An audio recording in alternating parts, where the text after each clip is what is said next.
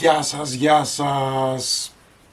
Πάμε σήμερα να σας δείξω πώς θα φτιάξουμε χιλοπίτες. Χιλοπιτάκια μικρά. Εδώ στην Κόρινθο τα λένε τουτουμάκια. Λοιπόν, πάμε να σας δείξω τη συνταγή. Στον κάδο του μίξερ σε ένα μπολ, γίνεται και στο χέρι, γίνεται και στο μίξερ. Λοιπόν, βάζουμε 350 γραμμάρια αυγά, εντάξει, 400 γραμμάρια σε μυγδάλι ψηλό, αλεύρι,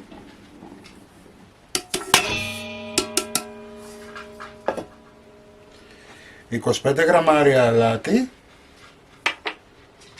30 γραμμάρια ελαιόλαδο, 400 γραμμάρια γάλα φρέσκο ή κατσικίσιο ή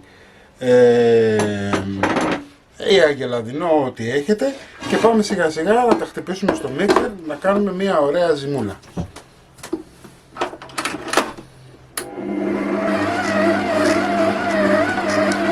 Το αλεύρι που έχουμε βάλει είναι 800 γραμμάρια, δηλαδή έχουμε βάλει 400 γραμμάρια σε μυγδάλι ψηλό, 800 γραμμάρια αλεύρι για όλες τις κρίσεις, 350 γραμμάρια αυγά, 25 γραμμάρια αλάτι, 30 γραμμάρια ελαιόλαδο. Εντάξει.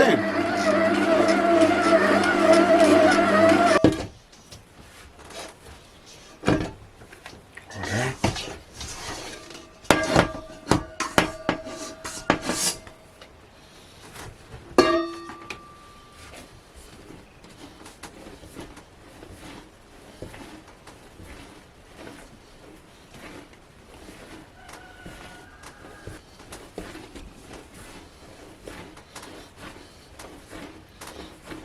Βλέπετε, έχουμε μία ζύμη η οποία δεν είναι πολύ σκληρή, αλλά δεν είναι και πολύ μαλακιά. Είναι τόσο ώστε να μην κολλάει στο χέρι μας.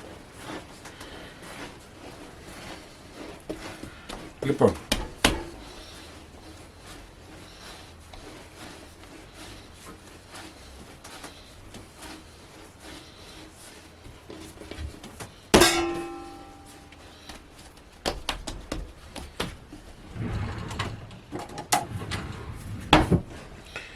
θα κόψουμε σε κομμάτια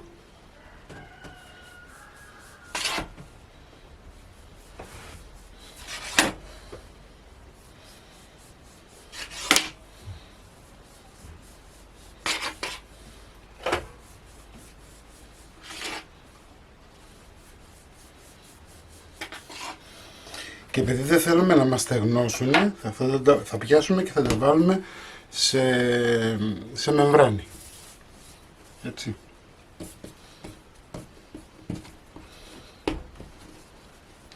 Εάν σας ψιλοκολλάει λιγάκι, μην αγχωθείτε, γιατί έχουμε το σιμιγδάλι το οποίο θα τραβήξει υγρά έτσι κι αλλιώς.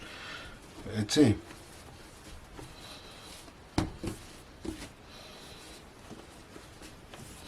Λοιπόν, πάω να τα βάλω σε μεμβράνη και τα φέρνουμε τουλάχιστον για μισή ώρα να ξεκουραστούν. 30 λεπτά μετά πάμε να το ανοίξουμε. Σήμερα θα σας το ανοίξω με ξύλο για να δείτε ότι γίνεται και με το ξύλο. Δεν υπάρχει λόγος δηλαδή να το φοβηθείτε επειδή έχω μηχάνημα. Το μηχάνημα, έτσι, δεν υπάρχει λόγος κανένας. Ανοίγετε και με το χεράκι σας πανεύκολα. Βλέπετε τι ωραία που ανοίγει το ζυμαράκι. Μόνο να μην μου ξεχνάτε να μου βάζετε αλευράκι. Εδώ έχω βάλει 200 γραμμάρια αλεύρι, 200 γραμμάρια σε μυγδάλι, το έχω ανακατέψει, έτσι, γιατί χρειαζόμαστε και τα δύο, και όπως βλέπετε ανοίγουμε με το χεράκι μας μία χαρά.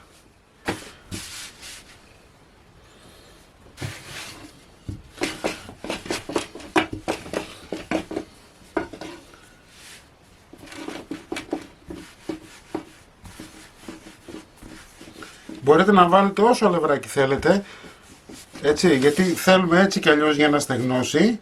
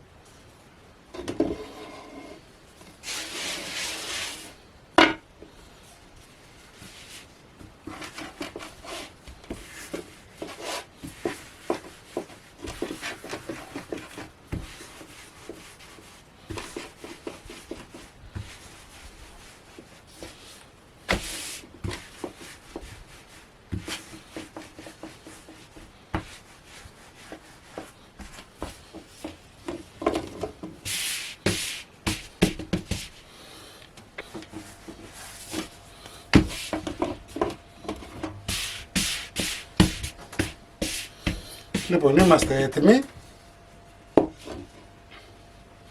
Θα πάρετε τώρα ένα μαχαίρι.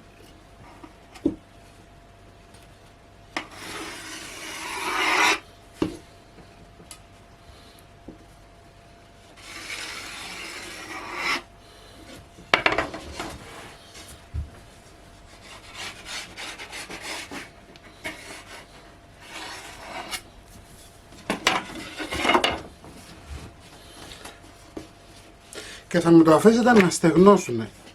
Αυτή η συνταγή πρέπει να στεγνώσει καλά για να μπορέσουμε να τα κόψουμε. Λοιπόν, θα τα αφήσουμε να στεγνώσουν τώρα λιγάκι και σε λιγάκι θα σας δείξω πως κόβουμε τα τουρτουμάκια.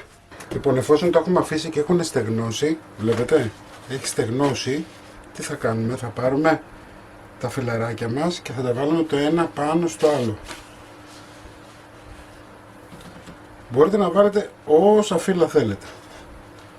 Δεν κολλάνε τώρα πλέον μεταξύ τους, οπότε δεν έχετε πρόβλημα κανένα. Και ο λόγος που το άνοιξα με το χέρι, βλέπετε, είναι και αυτός, ότι ας μην είναι ίδια,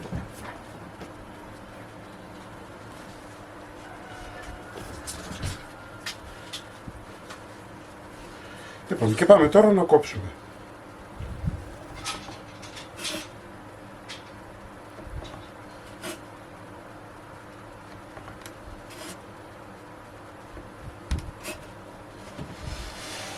Θα πάρω τώρα αυτά εδώ και θα αρχίσω να κόβω διαγώνια.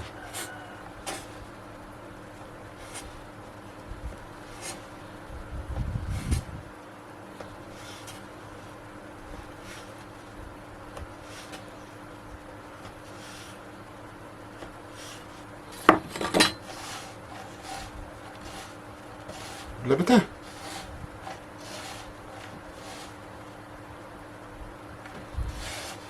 Αυτά τώρα θα τα βάλουμε σε ένα πανάκι και θα τα αφήσουμε να στεγνώσουν. Πάμε να σας δείξω άλλη μια φορά. Κόβουμε.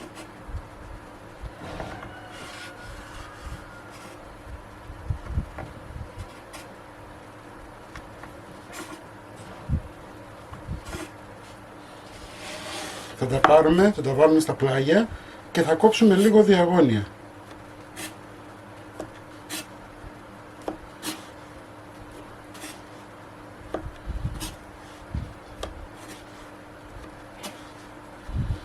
Είναι ένα ωραίο παιχνίδι ακόμα και για τα πιτσιρίκια σας. Θα το λατρέψουν. Λοιπόν, όπως είναι αυτά εδώ,